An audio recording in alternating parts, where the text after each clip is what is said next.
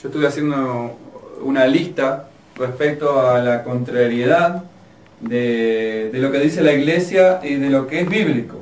Por ejemplo, la Iglesia dice que nosotros, ellos, ¿verdad?, se dicen a sí mismos, somos el pueblo de Dios. La Torá dice que su pueblo se llama Israel. La Iglesia dice, por ejemplo, que tiene el pacto, las promesas, el culto. La Biblia dice lo contrario. La Biblia dice en Romanos 9:4 que como hijos adoptivos son Israel, primeramente, que tiene el pacto, las promesas, y por la carne vino el Mesías. La Iglesia también dice que Israel fue desechado.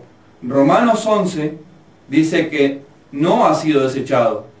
La Iglesia dice tener la verdad, heredado de Roma, por supuesto, Roma madre, ¿sí? La Torá dice que la verdad es la misma palabra, y los que hablan de acuerdo a esta palabra tienen la verdad. La Iglesia dice que la ley de Moisés, por ejemplo, está abolida. Y Yeshua, el Mesías, dice, si no le creen a Moisés, ¿cómo pueden creer en mí? Ya que de mí escribió Moisés. La Iglesia dice también ser la novia del Mesías. La Biblia dice en Apocalipsis 12:17 que la novia cumple el requisito de guardar la ley de Moisés y el testimonio de Yeshua. La Iglesia dice que se va al cielo en un rapto secreto, y la parábola del trigo y la cizaña, que está en el Brit Hadashah, en el pacto renovado, dice que los justos quedan en la tierra y que los impíos salen primero como la cizaña. La Iglesia dice que bendice la ciudad donde está. La Torá dice que es abominación hasta sus oraciones cuando no se cumple la Torá, cuando no se oye la Torá de Moisés. La Iglesia dice que ellos están dentro del pacto. La Torá nunca nombra algo llamado iglesia dentro del pacto, ni gentil. Jeremías 31:31, Hebreos 8, del 8 al 12. La Iglesia dice que Cristo clavó todo en una cruz, hablando de la ley mosaica. Y la Biblia dice que en Mateo 5:17, Yeshua dice, el Mesías, no he venido a abolir la ley mosaica, ni los profetas. La Iglesia dice, que cree y cumple todo lo que dice la Biblia. La Torá pone en evidencia que no es así. La Iglesia pide los diezmos de las personas y las ofrendas. La Torá dice que es ilegal para aquel que no es de la tribu de Leví, o sea, dentro del pueblo de Israel. La Iglesia se arroga, ¿verdad?, lo del diezmo, justamente hablando de la tribu de Leví.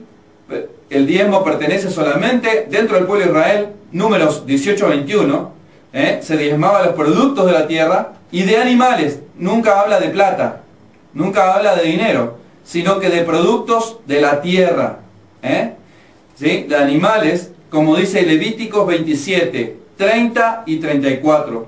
Y funcionaba como un impuesto para alimentar a los levitas que trabajaban en el santuario enseñando la ley mosaica. El segundo diezmo era llevado a Jerusalén, como dice el libro de Deuteronomio 14:23, una de las festividades de peregrinación, de subir a Jerusalén en las distintas fiestas, 3 veces al año. La Iglesia dice que volver a la ley de Moisés es judaizar. La Torá dice que si no se cumple la ley de Moisés, estás maldito. Maldito todo aquel que no permaneciere en todas las cosas escritas que están en la ley de Moisés. Y el pueblo dirá, amén. Amén. Amén. Así que hay muchas incongruencias que estamos viendo, y hay muchos más, la Iglesia dice, que podríamos estar mucho tiempo aquí. Y que es una incongruencia con lo que dice la palabra. Por allí teníamos una palabra para confirmar, ¿sí?, en Proverbios, Mishle, y vamos a ir y que esté llamando a David para opinar sobre esto. Sobre todos los puntos que hemos visto en el estudio, hay mucha contrariedad, ¿verdad? De que tienen pacto, de que son el pueblo. Ya hemos visto que no. Y vamos a verlo, que al que no oye la Torá, al que no escucha la Torá, al que no obedece, ¿qué pasa, Lucía? Si una persona vuelve su oído para no escuchar la Torá, hasta su oración es abominación. Entonces, ¿qué palabra? ¿Puede repetir eso, Lucía?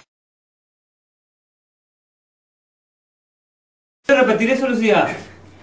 Si una persona vuelve su oído para no escuchar la Torá, hasta su oración es abominación.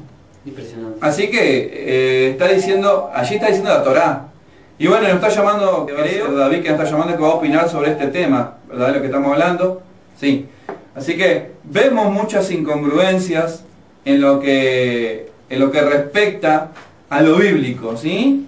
Y a la utopía que hablamos. ¿Qué es una utopía? Una utopía es una fantasía. Algo inventado. Algo inventado, algo en la mente, algo, Que lo creen hasta verdad. pero que se repite y se cree que es verdad. Y muchas veces a mí me han hecho creer cosas que no eran ciertas. ¿Por qué? Porque ignoraba la Torá. Pero ahora que descubrí la Torá... Ahora que descubrimos, ahora que descubrimos que ningún pacto, Yahweh no hizo ningún pacto con la iglesia. Jamás. Jamás, ni hizo ni lo hará. Ni lo hará. No hay. Todos los pactos son con Israel. Las promesas son para Israel. Romanos 9:4, ¿tenemos ahí la palabra? Sí. Vamos a leerla, vamos a confirmar, porque todo lo que tenemos que confirmarlo con la palabra, y usted en su casa tiene que confirmarlo, ¿verdad? Lo leemos. El pueblo de Israel, de ellos es la adopción Como hijos. como hijos. Primeramente, del pueblo de Israel es la adopción como hijos. La iglesia dice que son adoptados. La iglesia no es Israel, ni Israel la iglesia. Entonces no hay adopción, según la palabra. Si no eres Israel, no eres adopción. Primero. Segundo. La Shejina ha estado con ellos. Los pactos son de ellos. De la Tenemos, sí, vamos a de la misma terminar la forma que palabra. Sí, vamos a terminar la palabra. Los pactos son de ellos, del pueblo de Israel.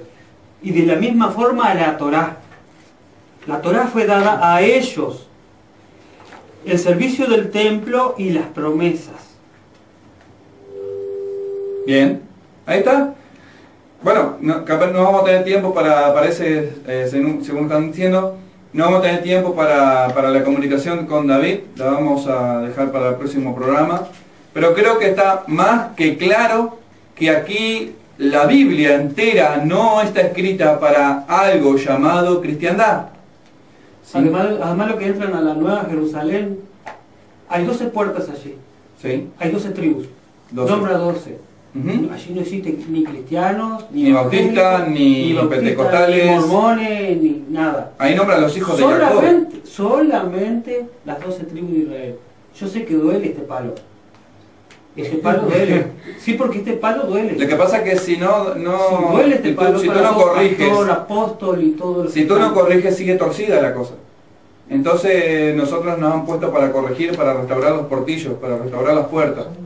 Y somos que buscamos las ovejas perdidas de la casa de Israel. Nosotros nos dirigimos a las ovejas perdidas de la casa de Israel. Todavía no entienden que Yeshua fue enviado solamente a las ovejas perdidas de la casa de Israel. Y hay una confusión cuando dicen, los suyos vino y los suyos no lo recibieron. Se piensan que todo Israel, entonces tendríamos que poner en la bolsa a la madre del Mesías, al padre del Mesías, a los discípulos del Mesías, a todos los que seguían el Mesías, porque todos los que seguían el Mesías del primer siglo eran todos hebreos. Pero no lo entienden ellos. No entienden. Amén. Que a donde vino él es a la casa de jueces, al Sanedrín, y ellos no lo recibieron como autoridad, no lo reconocieron como autoridad, pero muchos de ellos decían que era un buen maestro, hasta el día de hoy dicen, en el judaísmo ortodoxo. Así que está más que claro, como decíamos, que la incongruencia, ¿sí? La incongruencia que hemos visto, ¿sí? Así que bueno, nos despedimos hasta el próximo programa.